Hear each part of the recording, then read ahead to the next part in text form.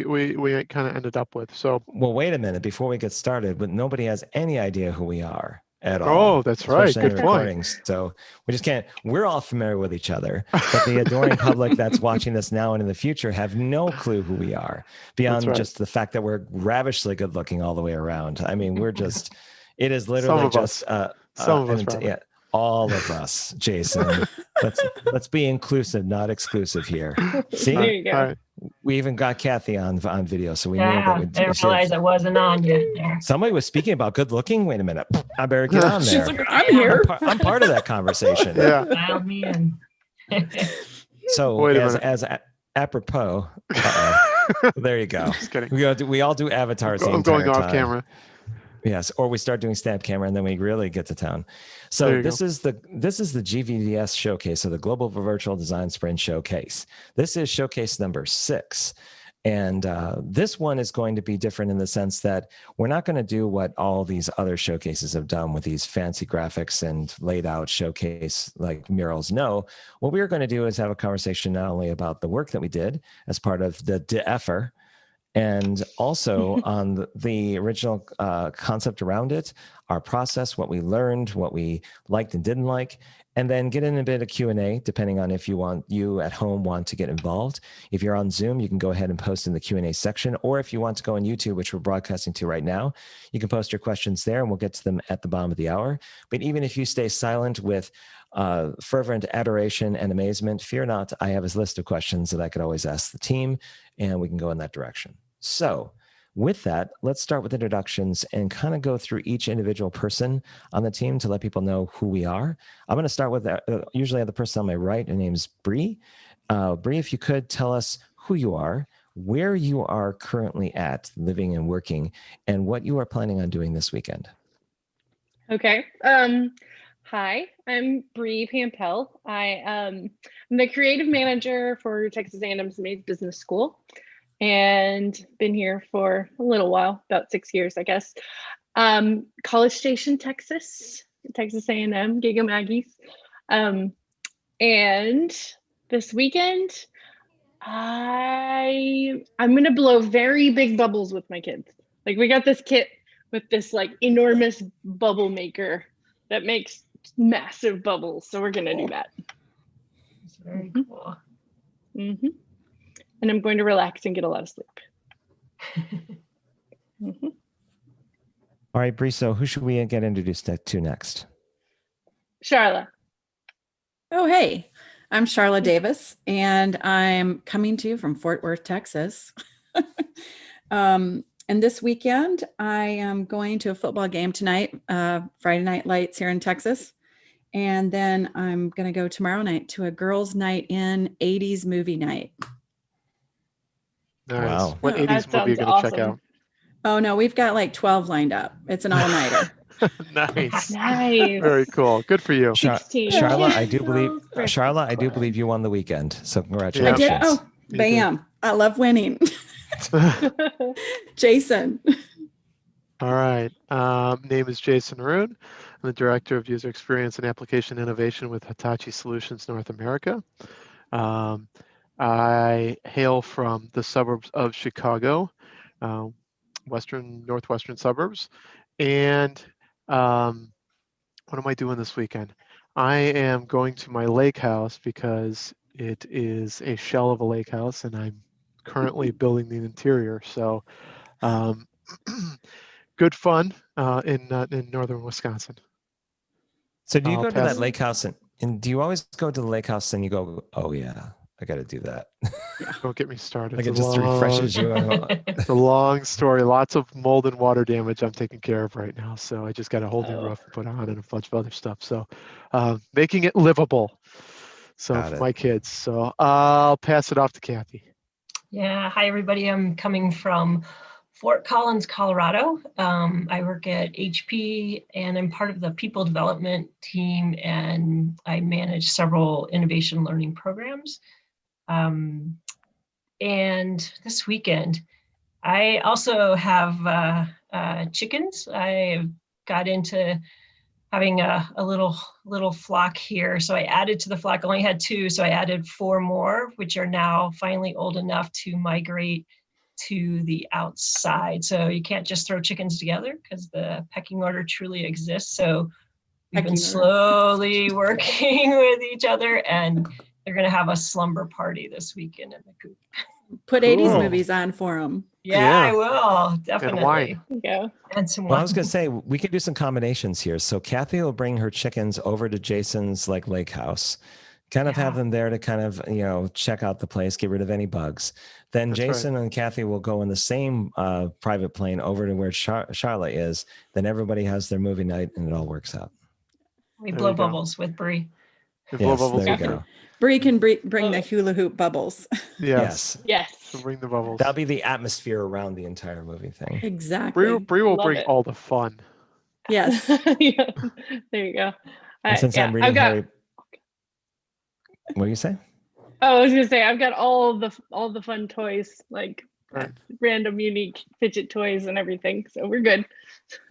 And since I'm reading Harry Potter, I'll bring the flu powder so that we can all kind of whisk away and get to where we need to go. And the butterbeer. And the butterbeer. Yes. Butterbeer. I got plenty of it over here. That's good stuff. So let's get into what y'all worked on. I was when I saw the framer prototype and it said the De-Effer, and it was actually had like the 3D graphic. I thought, okay, that's interesting. It's like, are you actually going to un-DF everything that I do until I start going through it and I understood what it was about? So why don't we get into the concept and the idea behind the De-Effer and what it's meant to do and what was the thinking behind it. So I'll start with Jason.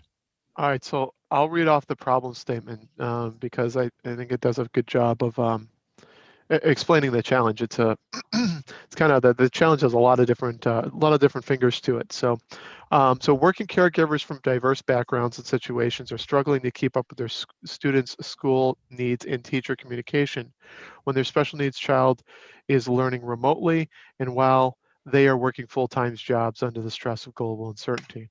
It's important to solve this problem because this causes frustration for kids and caregivers, impedes learning, and may result in possible loss of work and poor job performance.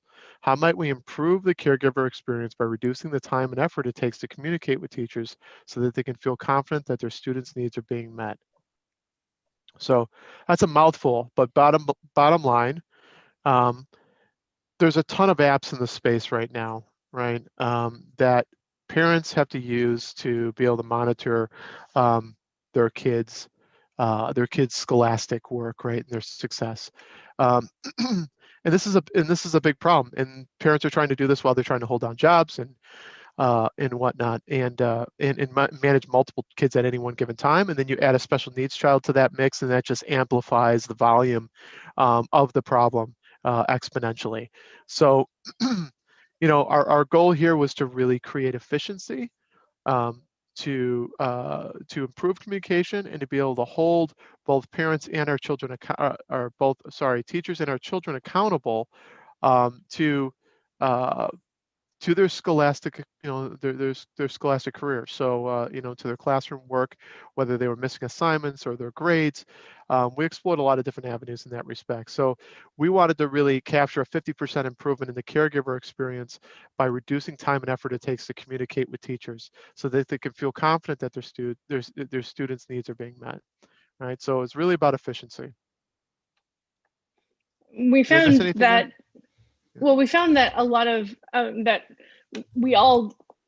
most of us had a passion for, this problem space, I guess, due to, special needs kids, and then having to go to the flip-flop program to access the hornswoggled program, then to do this, and, never getting consistent communication from, it started being about special needs and not getting consistent communication from teachers and caregivers and specialists and all that. And it kind of evolved into just streamlining communications, being across all students, not just special needs.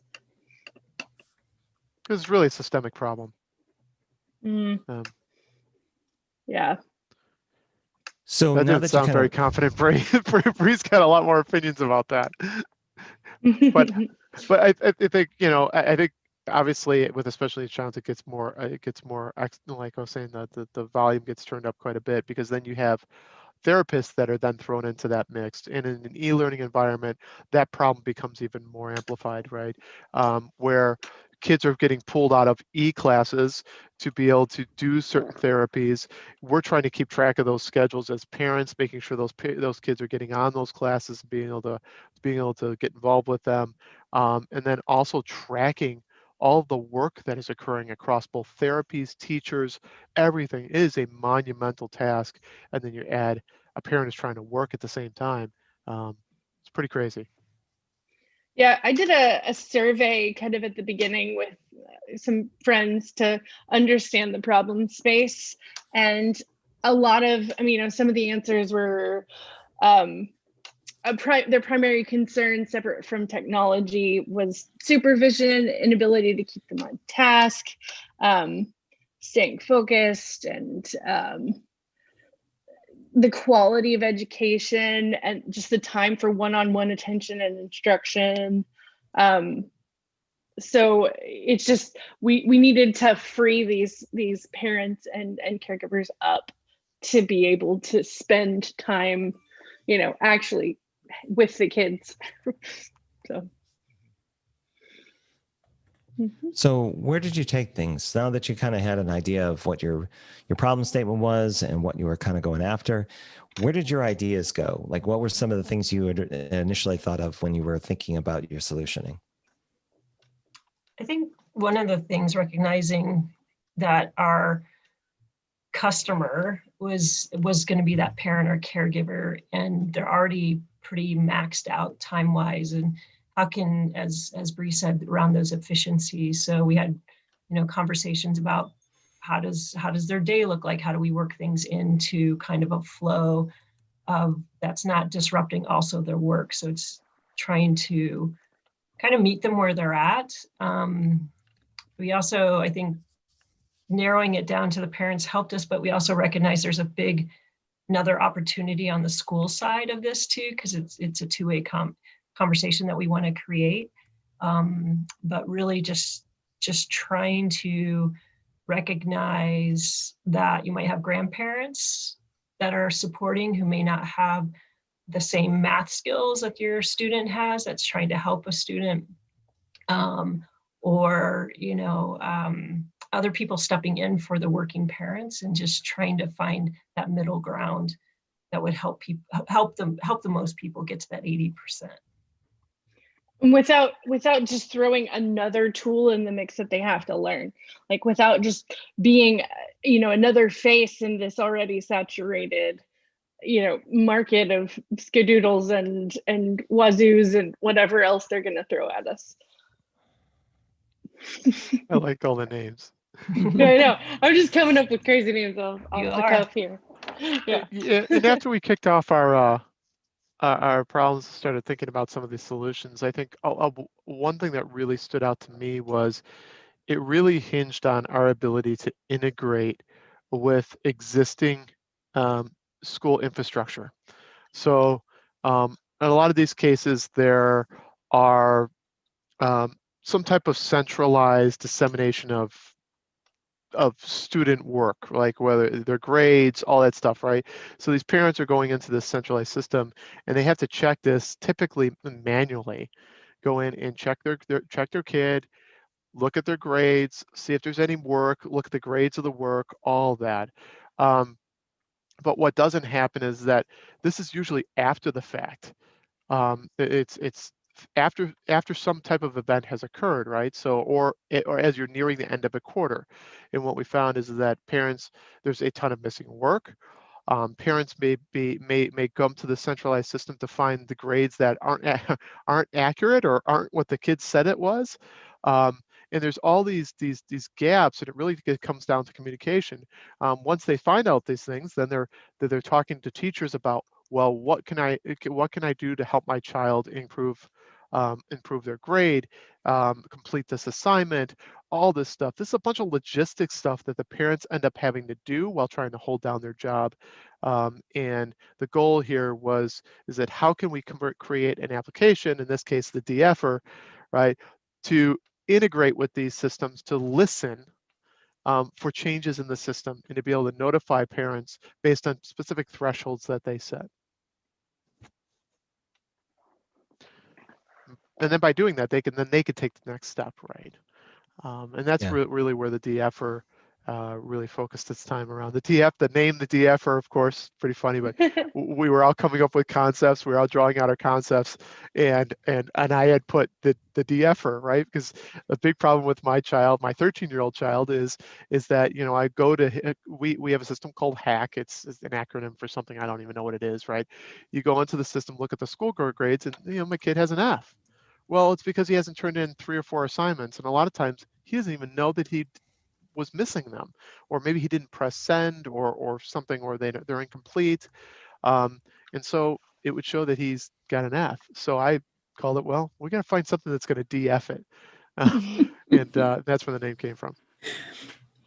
I love how big we got, and then how small, how like targeted and small we got. It was a really good example of I forgot the name of the thinking, but Double getting diamond. big, and yeah, it was. I mean, it was a really good example of going big and then small, convergent and divergent and convergent. There you go. That's the word. Zooming in and out. Yeah. I originally thought that De-Effer was taken from Ferris Bueller, because if you recall, when he hacked into his school system, he actually changed his grades from F's to D's, or like some C's, and then gave his girlfriend an A. So when I saw that, I thought the De-Effer, I thought that had a Ferris Bueller connotation. It's totally it. You called it. Yeah. Yeah. maybe subliminally. We were going for the whole time. You just need some 80s music sound, like the background. It's probably on Charlla's list. Right. Yeah. Yes. There it is. See? Well, Jason put it on the board and I globbed onto it. I put a bunch of stars around it. Like De-Effer. That is a brilliant name, because we need the De-Effer at our house too. Seriously, I wish I had this app. Yeah. Oh, this app would make my life a hell of a lot easier. I do, absolutely would. So do you want to go through a simulation of the application in Framer to kind of show people what it's like? Does anyone want to share their screen and kind of go through that and explain what the concept is? I can do that. Yeah. Okay. Well done. And we didn't build it out and like, you know, go super high fidelity with it. We just wanted to get kind of the points across. So yeah. You're gonna walk through. Just a side note, the M-Effer would make a great complaint for him. Just a kind of connotation. You know, a sub brand. We need a sub brand. And it's white lettering with red background. It's like, yes. Okay, who are the people that you want to troll and like come make complaints to? Yep, we're working on that next. Yeah. By the way, I think I found the link. It's in the chat. If anybody can access it. So okay. This is the De-Effer. Don't mind the logo too much. It was really a quick instance here, but it's supposed to look like a spick and span, like a cleaner, you know. So the De-Effer is shiny and new. So it needs a professional wrestler as a voice, like a voiceover, like the De-Effer. Billy Mays. Yeah, something like that. Yeah. All right, so for the De-Effer here, we wanted to make it as easy as possible to get into. That's why we chose to add like the Google, Apple, your email as a sign-in, so that it's just very simple, easy. You're not having to sign in and remember another password. This is a very low fidelity prototype, like Jason was saying, but right away you jump in, which grades should we notify you about? Each of the students, if you have more than one student that's in this school district, right? And you can say, you know, I don't need to know about the A's, and maybe not even the B's. I just want to know about the C's, D's, and F's. Can I interject? I just want to know when they're a failure. Yeah, absolutely. So this is assuming that integration with whatever system, that the school system that we're integrating with, has already occurred. Mm-hmm. So it's and it's the backdrop. Mm-hmm. And this could even be supported or promoted by the school itself, possibly. So I think there's a lot of different avenues that we could take during that integration, but we want to assume already that it's already tied into the system, and that when you're logging in, you're just validating against that system. And then that's how we get to this point. So the teachers don't have to go in and add these into another system either. It's already integrated. The teachers, whatever they normally would do to submit these grades, that's how it's feeding into here. Great point. So they're more likely to do it. Yeah. So the next page here, we decided what we wanted to be notified by, and now we decide how we'd want to be notified. Text message, an email, a push notification, and then when. Do we want it as soon as it happens? Do we want a digest hourly or daily or weekly or monthly? And that's per student. You know, I need to know about Sarah's notifications right now, so I need them live. But he hasn't really been having a lot of problems, so a monthly digest should be fine. Well, I guess I should fix that. I'll do email. There we go. Okay. So once you submit that, you can go in and see, this is kind of an alternate screen, not necessarily in order here, but it's an alternate screen that shows over time how you have, what grades have been pushed to you. What grades have you seen come through? So you can look for trends. You can look at each student, how they're doing, and you can see the dates of the notifications, how many, that kind of thing. And as you return, this would probably be your landing page. Yeah. And then here's an example of what a notification would look like. That's my phone screen, by the way. Now the world sees it. Yeah, here's an example of a list of items. So Sarah got a C and F on the 2nd of October, and Chris got a D in language arts on the 1st. Very, easy. You can see it, and then you can go into these and see information about the specific test, and you can contact the teacher. Here are the teacher's office hours and phone number, and a link to their Zoom room. Oops. Is that gonna work? No. Okay. No. Hold on. The De-Effer. No. See. Anyway. Hammer's been de-effed. It's almost done anyway. Like that was the last screen. The last one was the thank you, but I'm still getting used to this. There we go. Let's do that. Was there any discussion about putting in something preventative, so it isn't after the fact? Like the De-Effer is something that can basically notify you if there's something that's coming up that's a due date, or that's something where things may involve an adverse grade, or has it been mostly around just evaluating what was considered graded, and therefore it informs informs the parents? Not necessarily, but depending on what's put in by the teacher into the whatever learning management system they're using. I don't see why that can't come through. It's just, is that data there? Like, do they set up blanks for those things at the beginning of the year? I don't know. Yeah. Okay. There's potential for it. Yeah, I definitely think there would be potential, but at least my perspective was always after the fact. And I can only speak from my personal experience, but in our school system, pretty much everything's able to be made up. Meaning, like if you got an F on assignment, you have the opportunity to make up that F. It might not be true for everywhere, but just because a grade is something today doesn't mean it's going to be the same grade tomorrow if the student takes action. Yeah. Mm-hmm. So that's it. When you created this and when you interviewed people on this particular prototype, what were some of the top level reactions you got that stuck with you? Like some things that people said about what they experienced or what they had seen. Cathy, you want to talk about that? Yeah, I can talk. I talked to couple of different people that had different ages. So it was definitely a different response depending if they had high school age students versus elementary age students.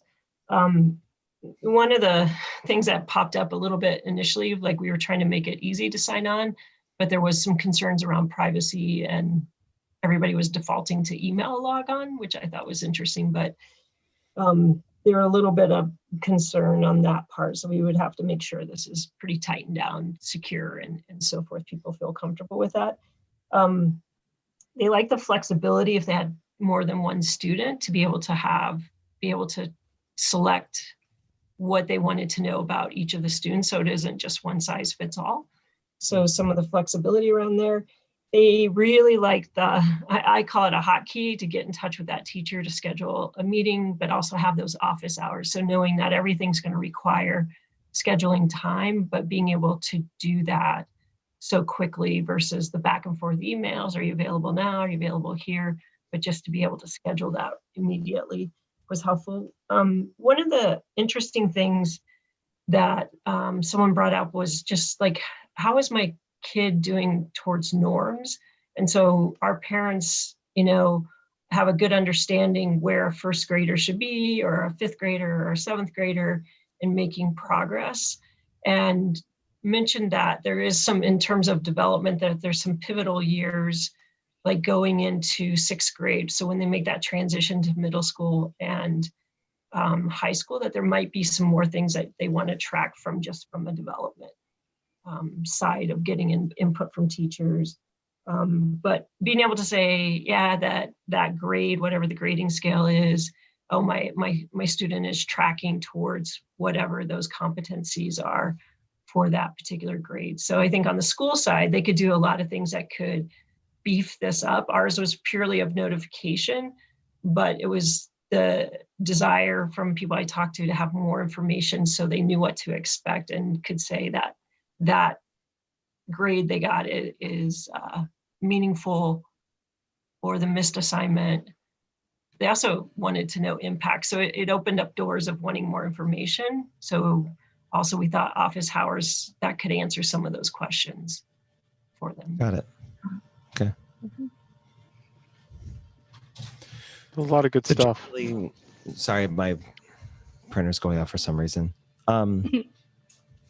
So in terms of where the impressions people had of what you had done and what you originally set out to do, how close were you to that? Do you feel like you kind of settled on the long-term goal? Did you feel like you kind of hit with some of the expectations? Where do you think what you created landed with what you had intended? So we had the three, hold on, I forgot what we called them, but we could talk about the sprint questions, right? Yeah, that's what it was.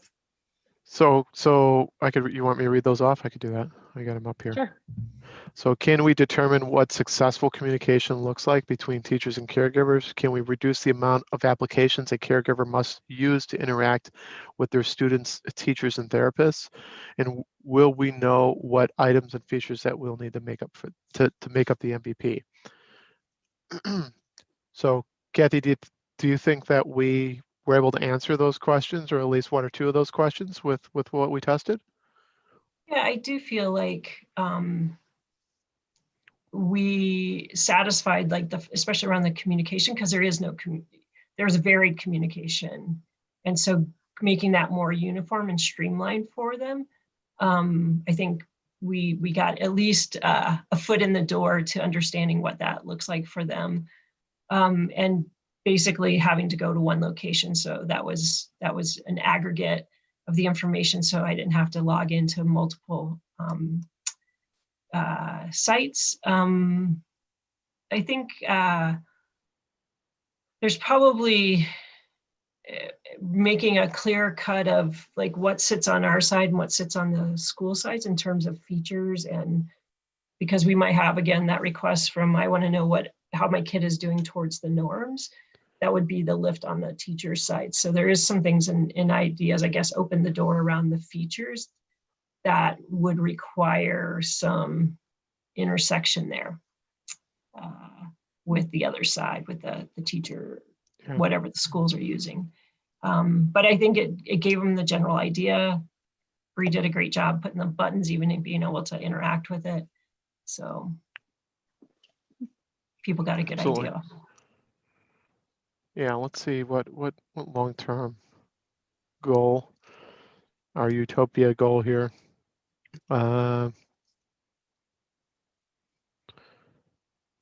see some of the ones that had a lot of heat. I don't know if we decide on a long-term, because we did this a little bit differently. We were kind of following your format this time, which was a little bit different from me. Let's see. Trying to think if we landed on a long-term goal, like a one that we liked the most, and I can't remember if we did or not. Yeah, we got a little bit in the weeds on. Here we go. Yeah. Go ahead. We got a little bit in the weeds on, our goals for the prototype versus our goals for the problem space. So that was our challenge. Yeah, so we said this has spoken to all the teachers and therapists and is up to date with their students' progress with the minimum amount of time and effort was our long-term goal, I think, that we settled on. It was interesting to go through this process, Robert, with laying out these goals over a certain time period. I found it to both be beneficial and problematic. It was really interesting to kind of go through this process, especially in the shorter term. But as you get out into that extended time, we're making a ton of assumptions about what we can and cannot achieve without a lot of knowledge up front, right? So I think this would be really good in a space where people have a little bit more historical context into the problem area, rather than, or having some tribal knowledge, but rather than having people, we're trying to solve a problem that it's really kind of outside of our typical workplace, problem spaces. I don't know if that makes sense. It does. One question I did have, though, is that how much we gave a little bit of extra time this time around for people to do a little bit of research on the topic and the challenge that was being considered. Does this team feel there was enough time given for what you needed to concentrate on? Or do you feel like it should have been more, I would say, kind of focused in terms of where you wanted to go with things? I can try and take a swing at that, and if anybody else wants to chime in. I would just say this is my first time doing it, so I don't have anything compared to it. I enjoyed that flexibility to explore, and as a newcomer, that I think it helped me kind of like explore different ways to do this, versus I know Jason and Charlla have done this before, so they might have a little bit different opinion. Yeah, go ahead, Brie. Are you sure? Yeah. Like, you were trying already. Okay. No, it's okay. So I really enjoyed the actual finding of the research, but I think I would have appreciated being able to dive into the research that others found more. We did a little bit of an overview of what we found, but like initially I was like, well, where can I go to get research that nobody else is going to Google the same thing? So I went in and found all this like scholarly research at Texas A&M's library, and really we didn't get a chance to dive into it and use it. And I don't know if we were going to or not. It's just that like I wasn't entirely sure of the types of research we were looking for necessarily, and what we were going to do with it. I mean, I could have spent a lot of time doing that, I guess, outside of the team time, but it's one of those things you learn. Next year I know what to do more. So well, I would say too, what was unique about this, Robert, is that I think you put us in a lot of folks that have generally this, like we all have a lot of tribal knowledge about this problem, because a lot of us had children or currently have children, school-age children, and you know, some of us have had special needs children, so we all had a very strong point of view on a lot of this stuff, which I know fueled a lot. It did for me, at least. I could talk personally. It fueled a lot of our discussion. Definitely. So my follow-up question would be: would you want to take the De-Effer to market? Would you actually want to explore it as an actual product, or was this like a nice exploration in just the concept and the challenge to see where it went to? It would be cool if someone did. Like, it would be cool if someone did. Yeah.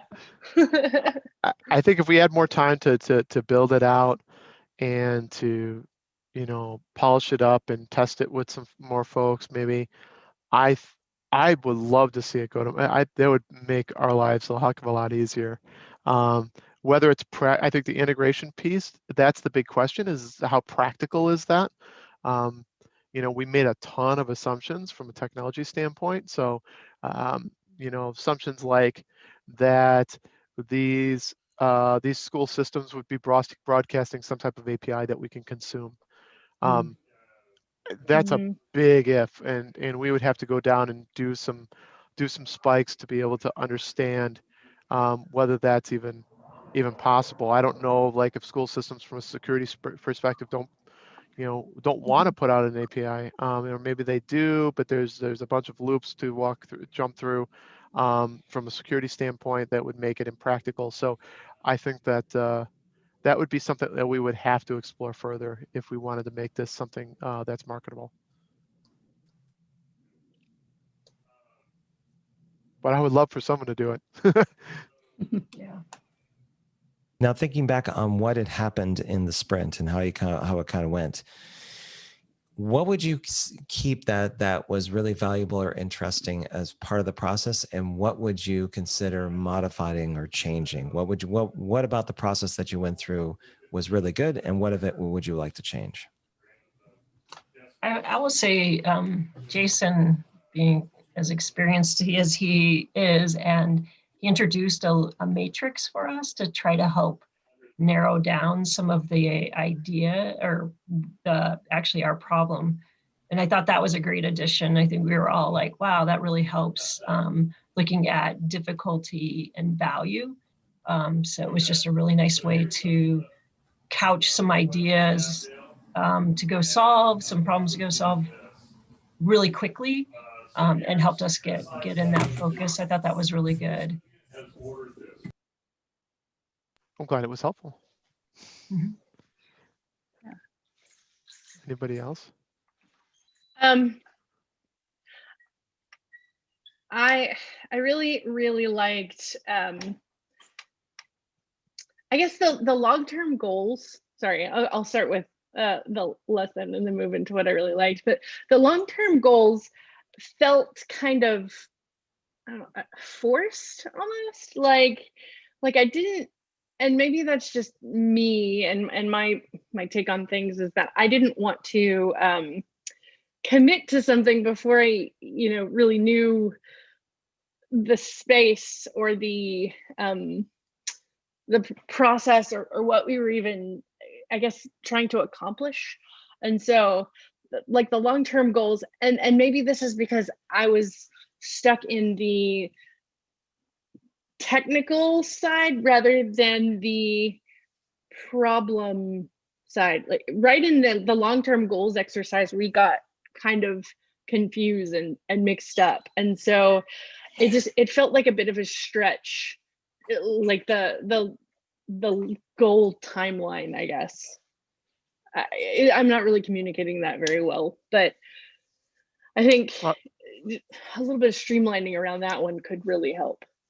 I could build on that from experience too. I think that the simplicity of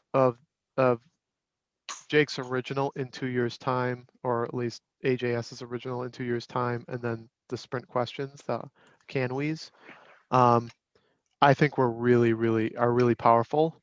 And I don't know if we gained in that respect by looking at it from 1 month, 3 months, 6 months, 1 year, 2 years, utopia, and then what are your assumptions about these goals? I did just think that they're overly simple with that. Can we just, hey, finish the sentence? Can we ... or in 2 years' time ... Those are super simple constructs for people to wrap their heads around, and I think that would be one area where I maybe wouldn't change a whole lot. I did really like exploring and generating as many ideas as you could think of, and kind of exploring about how improving on those ideas might be helpful.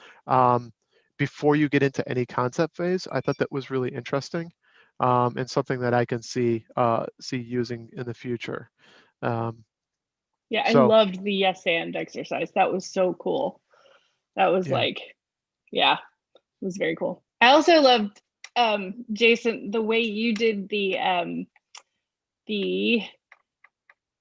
value difficulty matrix. Like, that was so cool. That exercise was really, really valuable. I think that's the one that Cathy you're referring to, right? Yep. And we use that one when we're scoping out projects, because a lot of times, you know, that problem space is really ambiguous, and there's a lot of different problem spaces that you can explore that are all interconnected, and trying to unravel that up front is really difficult. So I find that really helps put some priority, and really helps to, especially C-level stakeholders that have very specific things that they want to accomplish. It gets them all aligned to say, this is the priority, we need to do this because this is the impact to the business that I'll have if we just solve them. So that was Do you great. mind if I share the screen and show it? Yeah, go for it. Yeah, go for it. Okay. Yeah, so this is that exercise. It was from like is that AJ and Smart's? No, so the construct it's just a simple 2x2, but this is based on Itamar Gilad, who's a product guy, who re-envisioned the 2x2, and actually I borrowed a bit of this from New Haircut. So I can't I can't I can't say that I own it in any shape, way, sense, or shape, but it has been really helpful for our business. Can you make me a member of your workspace again, or give me access to it so I can take a look at that? And if nothing else, we could add it into the GVDS next time around, because I'm incorporating things that are introduced by other people, even if they don't own them, so that people can, if I hear that there's a lot of interest in something, that I just incorporate as an option, so that people can consider it. Yeah, and what we really did here, and I give all the credit to New Haircut on this one, is that we really focused on the y-axis, the value first, right? And then we focused on the x-axis, the impact. Once we were able to do that and orientate the cards, that's when I brought this multicolored framework into play, right? And so a lot of times, and Itamar Gilad talks a lot about this in his article, is that once you have that 2x2 up, people get really hung up on, should that problem space be above the line, should be below the line, and they really get focused on things that they shouldn't have to be focused on at the moment. Really just focus on the value and the difficulty it would have to be able to pull off. And so by keeping that out and strictly focusing on the value or impact it's going to have to the business, and then how difficult we think it's going to be to achieve. So doing those things individually was really helped to focus the group. And I've seen that really help focus clients on those things specifically. And then you bring in this construct, and then everybody's kind of, the light bulbs go off and they say, oh, and then they can focus on whether it's projects they want to consider or not. And then they realize, wow, the project that I thought was really important to me, or the problem space I thought was really important to me, maybe isn't that important. So it's really good stuff. Yeah, I'd be happy to share that with you. Do you think that's an inherent bias within showing like an effort impact matrix, that basically those quadrants will reframe a person's thinking, where if you just basically leave it blank and let people put where it's supposed to, they can gauge where they think it should go? Absolutely. Yes. Yeah. The way it went, you were like, so is this a high value or a low value? And then is it a lot of difficulty or not a lot of difficulty? And we all just kind of like said, there. and then he. But you weren't worrying about the impact, or should we do this, or should we not? Yeah. So it was beautiful when he moved in the overlay, and we were like, oh. Yeah, initially we started with all these thinking. Post-its in a vertical format, right? So we would take a Post-it and then we would compare it to a child next to it, right? And we would say, or a sibling, we would say, is this higher than this? Do it have more impact than this or less than impact than this? And again, that goes to New Haircut. It does that approach, and I found it really fascinating. It takes a little bit longer, but ultimately I think you get to a better place. Definitely. So it's good stuff. I think Charlla, did you go? I don't think you went. No, I think the thing that I missed or seemed a little out of order for me, and maybe Jason, you can remember this and share a little bit as well, but it's is it the solutions demos that we used to do earlier in the process? And yeah, lightning demos. Lightning demos, thank you. And for some reason that just got me a little off kilter. And I think it's when we started to really think about our prototype and we hadn't really taken a good look at some things that we could emulate, or what I say, borrow from. And so I did think the lightning demos for me, and it might just be that that's always my favorite part of a design sprint. So. Yeah, it's almost like I could see it in both places. And so, Robert, you had it in the storyboarding phase, right? As we look at each of one of these pages, and then we could think of things in the market that are similar. I can almost see it in like both spots, right? Yeah, before you absolutely. even get to the concept phase, where it naturally sits today in 2.0 versus where you have it in this iteration. I definitely thought there was some really cool aspects of putting it on that storyboarding phase. It was really neat to explore. Yeah, absolutely. Jason, I agree 100%. I think that there's some way to work it in both places, because what I kept doing in the storyboard section was thinking, oh, we were going really fast there too, because I know we were trying to make up some time as well, but I felt like, had we done some of that earlier, maybe that would have helped. Yeah. But maybe the focus can be different for each of those, so that the focus on the lightning demos in the beginning is to get that kind of inspiration. You take inspiration from other examples. And then on the storyboard side, it's where you're specifically looking for components within the interface that say, that's a nice way of assembling the information, or the micro interactions that would happen in this particular aspect. Maybe that can kind of inform design, or at least development in that regard. Yeah, coming into this as a complete newbie, I really expected that prototype or the drawing, coming up with the ideas to be more, I guess, weighty in the process. And it was just another step, which is cool. And looking back at it now, I see, yeah, duh, it's just another step. But I guess I live in that like design world where, graphics world, where I'm like, oh, let's create something from a vague nothing. And I was just like, I expected that to be more like an entire session or something, but it wasn't. And that was a really cool thing to see and encounter. Yeah.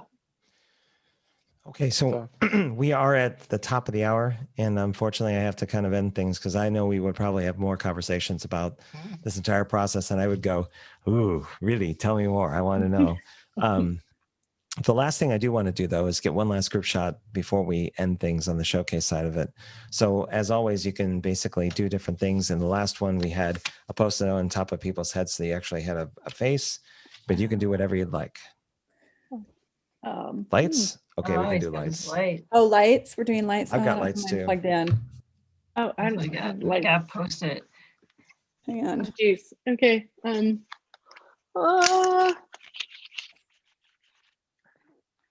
Okay. Lights. Are you shining on me?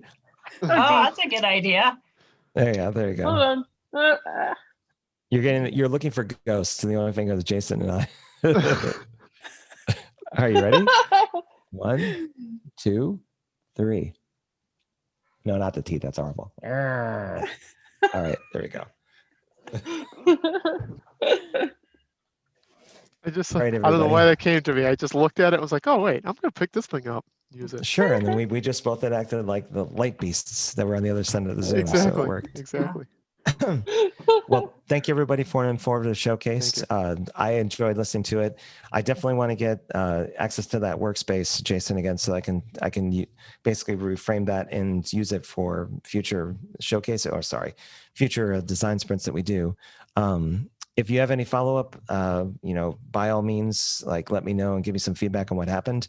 Two things, if you haven't done so already, consider giving each other some recommendations on LinkedIn. That goes a long way for people that are looking for opportunities or that want some social proof around what they do, especially for people that have context. The other is that we have that community practice starting up in December. I'm not saying you should get involved, but just keep your eyeball on it, because there will be different activities and projects coming out of that. Some of them small business oriented, and others are just basically to explore different applications, different processes, and kind of going through the motions. So thank you again for presenting on all your work and kind of sharing your stories with us. And hopefully it was a good use of your time and your month. And hopefully you learned a few things along the way. Thanks, Robert, for hosting. Yeah, I really thanks, appreciate Robert. it. Thank you. Thanks, It's Robert. really great. No Thank you. problem. Yeah. All right, wonderful. everyone, Right. enjoy your weekend. Go see you. We'll see you later. Yeah, happy Take care. weekend. All right. Bye. Enjoy the Bye. 80s. Yeah. Enjoy the sleepovers. Yes.